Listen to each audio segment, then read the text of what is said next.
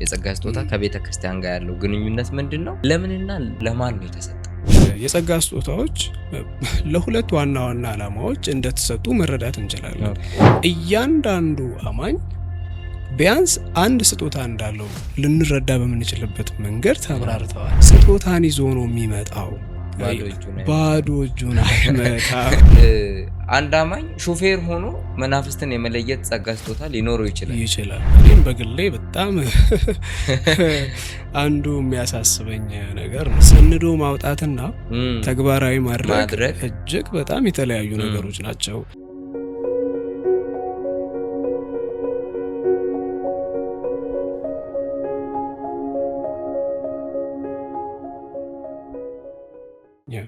ስለ ቤተ ክርስቲያን ስናነሳ እንግዲህ ቤተ ክርስቲያን ከተመሰረተችበት ጊዜ አንስቶ ያው መጽሐፉ ላይም ከተገለጸው አንዱ እግዚአብሔር የጸጋን ስጦታ ሰጥቷታል።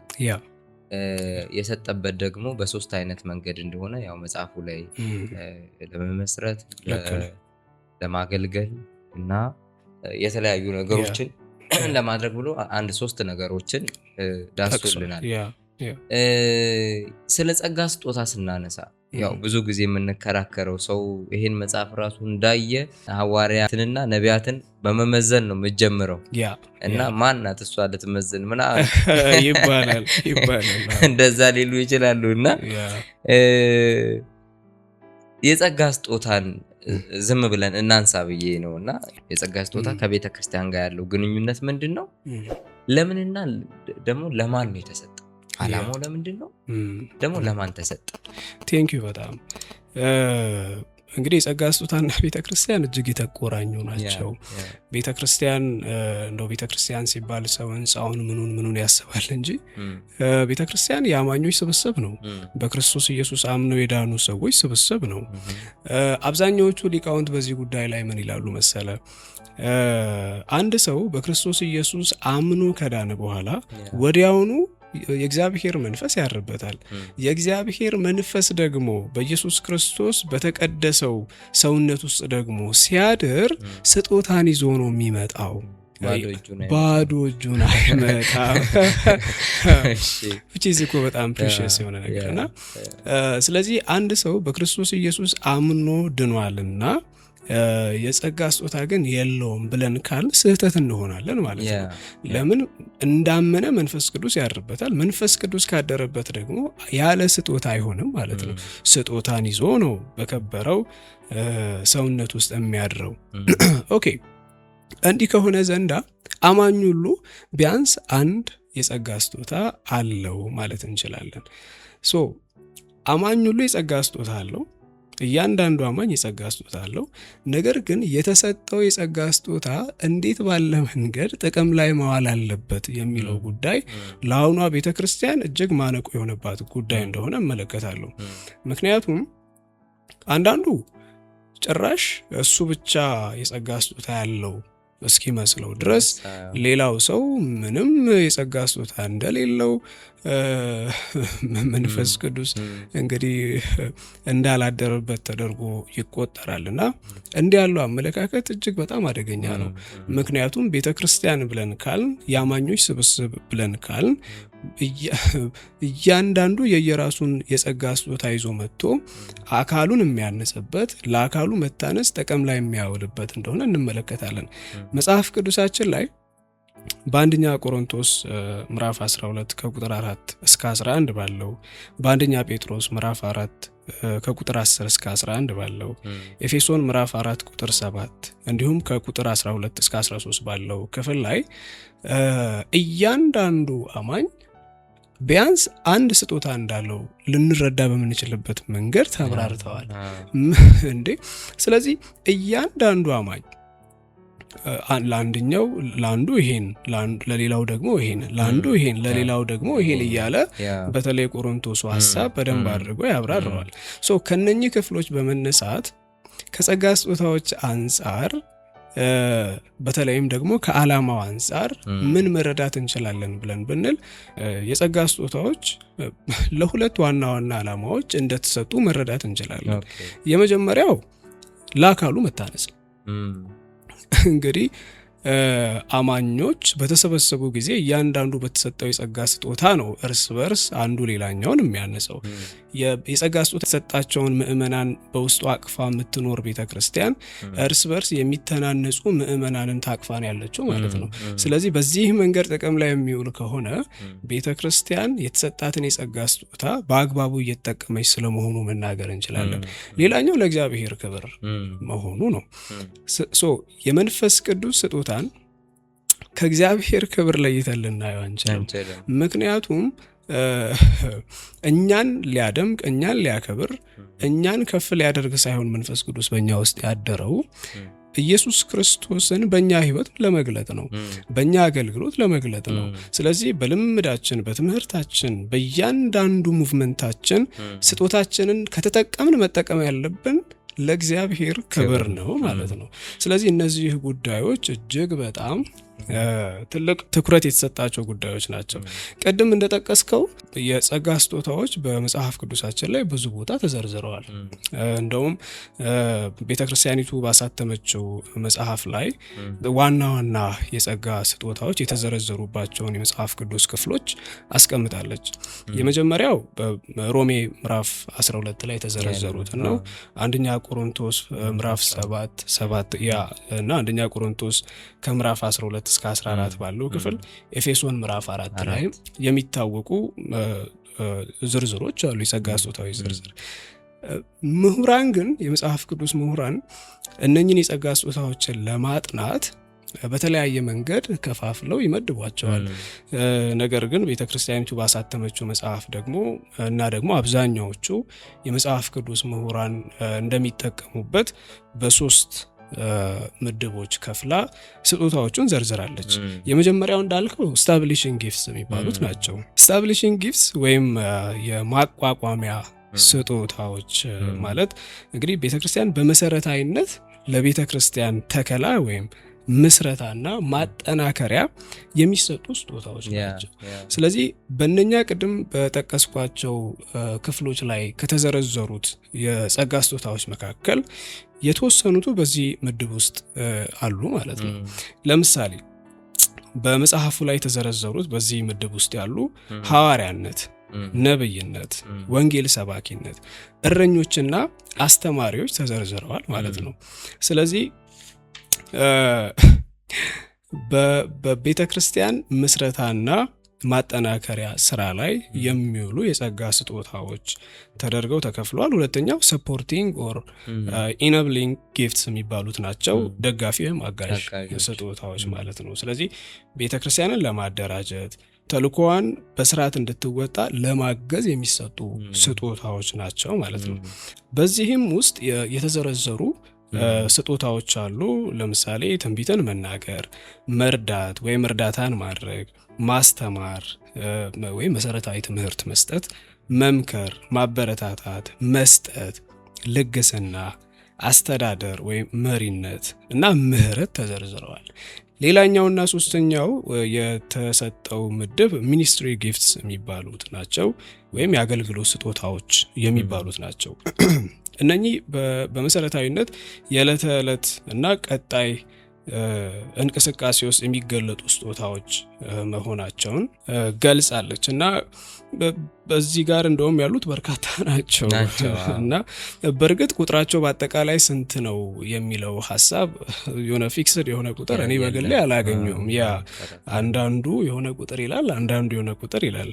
እዚህ ላይ ግን በመጽሐፏ ቤተክርስቲያኒቱ የገለጠችው የዘረዘረቻቸው አሉ።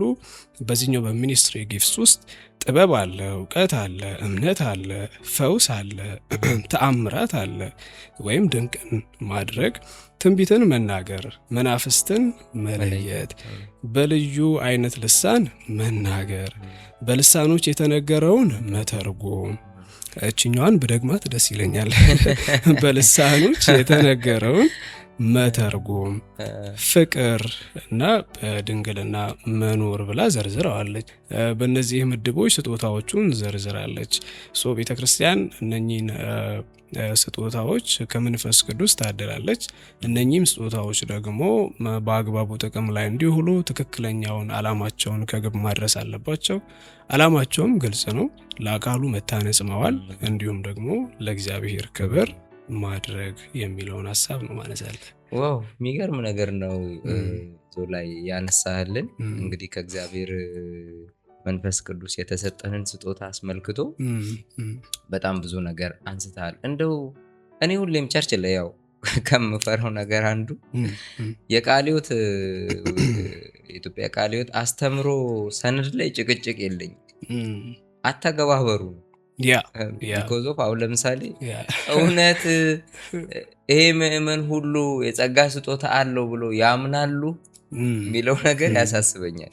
መጽሐፉ እውነት ነው ያምናሉ። አሁን ፕራክቲካል ስትመጣ የኛ ይጸልዩን የጸሎት ችግር የለብኝም፣ ግን እኔ ልጸልይሉ የሚሉ ከሆነ እኛ ጋር ያሉ አገልጋዮችም እኛንም ጨምሮ የምናገለግል ሰዎች ከሌሎቹ የተለየ ለእግዚአብሔር ቅርብ እኛ ደረቱ ጋር እነሱ እግሩ አካባቢ አይነት ነገር ተደርጎ ከተሳለ ሰነዱ ላይ አለ ቢያንስ አንድ አማኝ።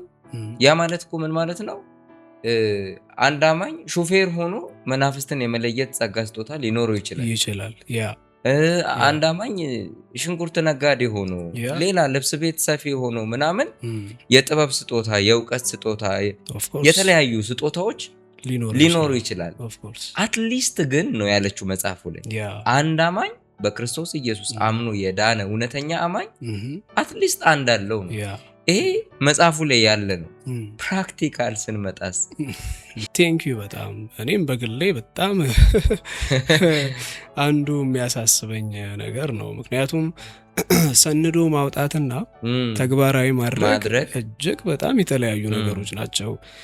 ቤተ ክርስቲያኒቱ በእምነት አቋሟ፣ በመተዳደሪያ ደንቧ፣ በስርዓት መጽሐፏ እጅግ የተመሰከረች ነች። ነገር ግን ተግባራዊ ጉዳይ ላይ እንዴት ናት የሚለው በእያንዳንዱ በተለይ በዚህ ጉዳይ ላይ በጣም ኮንሽስ በሆኑ ሰዎች አእምሮ ውስጥ ያለ ጥያቄ ይመስለኛል። ምክንያቱም ልናየው የምንናፍቀው ትልቁ ጉዳይ ቤተ ክርስቲያን መጽሐፍ ቅዱስ የሰጣትን መልክ ተላብሳ ነው። ስለዚህ ቤተ ክርስቲያን መጽሐፍ ቅዱስ የሰጣትን መልክ ሳትላበስ ከቀረች ቅር ይለናል ማለት ነው። ለምንድነው ቅር የሚለን? በክርስቶስ አምነን ድነናል። መጽሐፍ ቅዱሳችን ከዳንም በኋላ እውነተኛው መተዳደሪያችን፣ እውነተኛው የእምነት መሰረታችን፣ የክርስትና ሕይወት እድገታችን መመሪያችን ነው ማለት ነው። ስለዚህ በእነዚህ ጉዳዮች ላይ መጽሐፍ ቅዱስ የሚናገረውን ሐሳብ ሰንዶ ማስቀመጡ እጅግ በጣም ቆንጆ ነገር ነው፣ ይበል የሚያሰኝ ነው። ነገር ግን ተግባራዊ ጉዳይ ላይ እውነት ለመናገር እኔ ምናልባት ስተት ልሆን እችላለሁ፣ በብዙ ሲተገበር የማላየው ነገር አለ። በተለይም ደግሞ አሁን ላይ ከጸጋ ስጦታዎች አንጻር ቤተክርስቲያኒቱ አሁን እንደው እንዲህ ያለውን አቋም ኦፊሻሊ ማንሳቷ ቆንጆ ቢሆንም የውስጡን ግን ምን እየተሰራ ነው? በእውነት ወጣቱ ያውቋል ወይን ጉዳይ፣ አገልጋዮች ያውቁታል ወይን ጉዳይ፣ እንዲህ ያለውን አቋሟን አስተምራለች ወይ ቤተክርስቲያን የሚለው ኢሹ እጅግ በጣም አንገብጋቢ ይመስለኛል። እና አይ ዶንት ኖ እኔ ምናልባት በዚህ የምትከታተሉን የቤተ ክርስቲያኒቱ ወጣቶች አገልጋዮች በዚህ ጉዳይ ላይ ምን እንደሚሰማችሁ፣ ምክንያቱም አላችሁ ታያላችሁ፣ በቤተ ክርስቲያናችሁ የሚሆነውን ነገር ታስተውላላችሁ። እንግዲህ ሰንዳ ያወጣችሁ መጽሐፍ እንዲህ ይላል፣ ከመጽሐፍ ቅዱስም እንዲህ ያስተምራል። ተግባራዊነቱ ላይ እንዴት ነው? አገልጋዮች በዚህ ጉዳይ ላይ ምን ያህል እየሰሩ ነው? እኛ ወጣቶችስ ምእመናን እንዲህ ያለውን ጉዳይ አምኖ ለመቀበልና በዛ መንገድ ለመኖር ምን ያህል ዝግጁ ነን የሚለው በእውነት ያሳስባልና እስቲ እናንተ ምን ትላላችሁ? በእውነት ባላችሁበት አጥቢያ እንዲህ ያለው ጉዳይ እንዴት ባለ መልኩ ነው የሚታየው? እንዴት ታዩታላችሁ? የሆነ ነገር ብትሉን ደስ ይለናል። ልክ ነው። ይሄ እንደውም እንደ መጨረሻ እንደ መጠቅለያ ዝም ብዬ እንትን ለማለት ያህል እኛ ጋር ብዙ ጊዜ ያው በተለምዶ አንድ ሰው ወደ ማስተማር ሲመጣ፣ አንድ ሰው ውስጡ ያለውን ጸጋ ወደ ማውጣት ሲመጣ አገልጋይ ወደ ማድረግ እንመጣለን። ምን ማለት ነው አገልጋይ ወደ ማድረግ? ወይ ይሄ በቃ የሙሉ ጊዜ አገልጋይ ወደ መሆን ሰው በውስጡ ያለው ጸጋ፣ የጥበብ ጸጋ፣ የእውቀት ጸጋ፣ የፈውስ ጸጋ፣ የተለያዩ አይነት መንፈስ ቅዱስ የሚሰጣቸው ቅድም ያነበብከው በኤፌሶን 4 ላይ፣ አንደኛ ቆሮንቶስ 7 12 እስከ 14 ባሉት ላይ፣ ሮሜ 12ም ላይ ባነሳው ሐሳብ ላይ የሚመጣውን ያን የጸጋ ስጦታ ሰዎች ላይ ሲያዩ ቀጥታ ሰዎችን አገልጋይ ማድረግ፣ ያ ማለት ሰው ሁሉ በክርስቶስ ኢየሱስ አገልጋይ ሆኗል። ያ ማለት ሎሌ ነው፣ ለማገልገል ተጠርቷል። ለባርነት ለመንፈሳዊ ባርነት ተጠርቷል፣ ለማገልገል ነው የተጠራው። ነገር ግን የመለየት ነገር አለ አይደለ? አሉ እንደዛ አይነት ሰዎች አሉ ብዬ አምናለሁ እኔ በራሴ። ግን ሁሉ ምእመን የጸጋ ስጦታ አለውና ሁሉ ምእመን የሙሉ ጊዜ አገልጋይ ይሆናል? እንደዛ አይመስለኝም። ብዙ ጊዜ እኛ ጋር የሚፈጠረው የጸጋ ስጦታ የማይታይብህ ከሆነ ምእመን ትንሽ ብቅ ብቅ ካለ ደግሞ ወደ መድረክ ትጠጋለህ እና ሁሉም የጸጋ ስጦታ ከመድረክ ጋር የሚሰፋበት ሚንስ በጣም ብዙ አለ እና ይሄ ደግሞ which is wrong በቃ መጽሐፍ ቅዱሳዊም ነው ብለን አናምንም። እርስ በእርስ መጽሐፍ ቅዱስም ሮሜ ላይ የሚነግረን እያንዳንዱ የተሰጠው አንድ አካል ላይ የተሰጡ ብልቶች ሆነን ተገጣጥመን እርስ በእርስ ለመተናነጽ እርስ በእርስ ለማደግ እዛ የተመሰረተው ቅድም ያነሳ ነው መሰረቱ ላይ ለማደግ የሚሆንንን ነው መንፈስ ቅዱስ ስጦታን ይሰጠና ብዙ ጊዜ ሲሳሳቱ አያለው። ትንሽ ነገር ብቅ ስትል እና በቃ አንተ ማለት እኮ በቃ አቁምና ስራህን ምናምን ይባላልና which is wrong። ግን እግዚአብሔር ለዚህ የጠራቸው ሰዎች ደግሞ ብዙ ነገራቸውን ጥለው የሚመጡ ሰዎች አሉ ብዬ አምናለሁ። ግን ደግሞ ምእመን ሁሉ ስራውን ጥሎ ይሄ ትልቅ ቀንበር ነው ብዬ አስባለሁ። ቤተክርስቲያንም እንግዲህ የፍቅር ስጦታ ከሌላ which is wrong ልክ አይደለም፣ ድሃ ትሆናለች። ያው አንዱ ደግሞ ወንጌል የምንሄድበት መንገድ ገንዘብ ስለሆነ ሚሽነሪዎችን መላክ አንችልም። እዚህ ላይ ትንሽ የተንሸዋረረ ነገር እንዳይኖር ክሊር ለማድረግ ያህል ነው ያነሳሁት። እንግዲህ ታውቃለህ የጸጋ ስጦታ ለሁሉም አማኝ ተሰጥቷል ብለን እናምናለን። መጽሐፍ ቅዱስም ይህን ያስተምራል። የዳነ ሁሉ ዳግመኛ የተወለደ ሁሉ ቢያንስ አንድ የጸጋ ስጦታ አለው። ለሱም ደግሞ ማረጋገጫ የሚሆን የተለያዩ ነገሮች እንዳሉ እናውቃለን። አትሊስት አንድ 4 የሚሆኑ ነገሮች አሉ። በሰው ውስጥ መፈለግንም ማድረግንም የሚያደርግ እግዚአብሔር ነው የሌለ መጽሐፍ ቅዱስ እና የመጀመሪያ ኢንዋርድ አንድ ሰው አንድ አማኝ አሁን ብዙ ጊዜ እኔ ማስተምራቸው ልጆች የጸጋ ስጦታዬ እንዴት ማወቅ እችላለሁ አግኝተኛል የጸጋ ስጦታዬ እንዴት ማወቅ እችላለሁ ብሎ እኔ ጋር ይመጣሉ። ምንድነው የሚሰማው? ምክንያቱም ውስጥ ምንድነው ውስጥ ያለው ፍላጎት አንዱ የመለያ መንገድ ነው። አንዱ የመለያ መንገድ ውስጥ ምንድነው ስበክ ነው የሚለው። እንደውም አንዴ ዶክተር አብርሃም ምን አለ እኛን ይሰብካሉ ተብሎ የሚታሰቡ እንትኖችን አገልጋዮችን የሚያድጉ አገልጋዮችን ጠርተው ምን አሉ? ስበክ ካለ አትጠራጠር ሰባኪ ነው ብለዋል። እና አንዱ ውስጥ ያለ ፍላጎት ነው። ምክንያቱም ከሌለ አትሆንም፣ ጥረህ የምታመጣው አይደለም። መንፈስ ቅዱስ በውስጥ ሲያስቀምጥ ጸጋውን ብቻ ሳይሆን ፍላጎቱን ጭምር ነው። ስለዚህ ባለው ማይሆን ቦታ ለምሳሌ ለስብከት ማይመች ቦታ ቁጭ ብለህ ትሰብካለህ። ኢንተርቪው ምናምን ተጠርተህ ታስተምራለህ። አንተ ማለት ጥሩ ትቀልዳለህ በኋላ እናወራለን። ስለዚህ ውስጥ ያለ ፍላጎት አንዱ እግዚአብሔር መንፈስ ቅዱስ ጸጋን ሲጨምር ከፍላጎት ካፒታይት ጋር ነው እና አንደኛው ይሄ ነው። ሁለተኛ ይሄ አውትዋርድ ብለን የምንለው አለ አይደል? ለምሳሌ አንተ በምታደርገው ነገር ለምሳሌ ሰባኪ ሆነ በምትሰብከው ነገር ስንቶች ነፃ ወጡ፣ ስንቶች ተማሩብህ፣ ምን አይነት ፍሬ አገኘ? አንተ ራስህ ነው ይሄን የምታደርገው፣ አንተ የምታየው ነው። ሌሎችን አንተ ታነሳልኛለህ እና ሰዎች እንዴት ባለ መንገድ ራሳቸውን ጀጅ አድርገው ሊያውቁ ይችላሉ? አንደኛ ውስጣቸው ያለውን ፍላጎት ማየት ይችላሉ። ሁለተኛ ደግሞ በሚያደርጉት ወይም የጸጋ ስጦታቸውን አፕላይ ሲያደርጉ ውጤት አለው። እግዚአብሔር የጸጋን ስጦታ ብቻ አይደለም ፍሬ ጭምር ይሰጣል። ስለዚህ ኦኬ ይሄ ነገር ብለው መመደብ ይችላሉ ማለት ነው። ያ ቴንክ ዩ። እንደውም ከዚህ ጋር አንድ ላይ ተያይዞ የጸጋ ስጦታዎች አሉን ብለው የሚሉ ሰዎች እንዳልከው በልባቸው መሻት አለ። እንዲሁም ደግሞ ያ የጸጋ ስጦታ ፈንክሽናል ሲሆን የሚያፈራውም ደግሞ ፍሬ አለ፣ የተገለጠ ፍሬ አለ። ከዚህ ጋር ተያይዞ የቤተ ክርስቲያን አገልጋዮችና መሪዎች ምስክርነትም አለ። ምክንያቱም አንድ ሰው ቆሞ በሚያስተምርበት ጊዜ እንዲሁም በሌሎች ስጦታዎቹ ቤተ ክርስቲያንን በሚያገለግልበት ጊዜ እነኛ አገልግሎቶችን በሚያከናውንበት ጊዜ የሚመለከቱ የቤተ ክርስቲያን አባቶች፣ የሚመለከቱ የቤተ ክርስቲያን አገልጋዮች ያላቸው ምስክርነት አለ። አንተ ልጅ በማስተማር ጎበዝ ነህ፣ አንተ ልጅ በመስበክ ጎበዝ ነህ፣ የመጋቢነትን ነገር አይባለው፣ እንዲህ ያለ ምስክርነት አለ።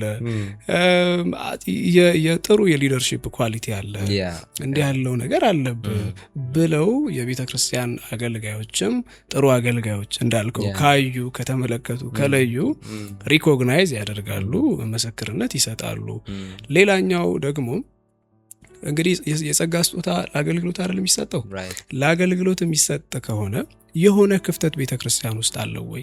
ሰዎቹ ተሰጥቶናል ብሎ በሚሉት የጸጋ ስጦታ አንጻር የሚሰራ በዛ ስጦታ የሚሸፈን በዛ ስጦታ የሚስተካከል የሆነ ችግር አለው ወይ? ቤተክርስቲያን ውስጥ የሆነ የሚሰራ ስራ አለው ወይ? የሆነ ክፍተት አለው ወይ? ለምሳሌ የማስተማር ስጦታ አለን ብለው የሚሉ ሰዎች ውስጣቸው ከሚጮኸው ጩኸት ባለፈ በቤተክርስቲያን ውስጥ ስለ ወጣቱ አለመማር ምን ያህል ኮንሽስ ናቸው? ምን ያህል የተማረ ወጣት አለ? ይሄ ሜንቶርሺፕን የሚፈልግ ፎሎ አፕን የሚፈልግ ምን ያህል ትውልድ አለ የሚለውን በደንብ አድርገው ማየት ያለባቸውም ይመስለኛል። ጥሩ ሀሳብ ነው ያነሳው። ቴንኪዩ በጣም እሺ ዞላ በጣም አመሰግናለሁ። እግዚአብሔር ይባርክን። አሜን። እኔም አመሰግናለሁ እንደዚህ ባለ መልክ መጽሐፉን እንድናብራራ እግዚአብሔር እድል ስለሰጠን ስለታዘዝከን። እንግዲህ በሚቀጥለው ክፍል እግዚአብሔር ከፈቀደም እንገናኛለን። እንግዲህ ይህን ይመስላል የዛሬው ፕሮግራማችን። የኤልፒዳ ወጣቶች ጥያቄ የተለያዩ ነገሮችን እያነሳን የምንጨዋወትበት ምንማማርበት ፕሮግራም ነው። ይህን ፕሮግራም የምትከታተሉ ሁሉ እየገባችሁ ሰብስክራይብ እንድታደርጉ ደግሞ ለሌሎች እንዲጠቅማቸው እንደናንተ ከጠቀማችሁ እንድታጋሩ የኛው መልእክታችን ነው። ሀሳብ አስተያየት ካላችሁ ኮሜንት ላይ አስቀምጡ፣ ወይም የራሳችን ዌብሳይት ስላለንም elpida.it በሚለው ላይ ገብታችሁ አስተያየታችሁን ማስቀመጥ ትችላላችሁ። ለበረከቱ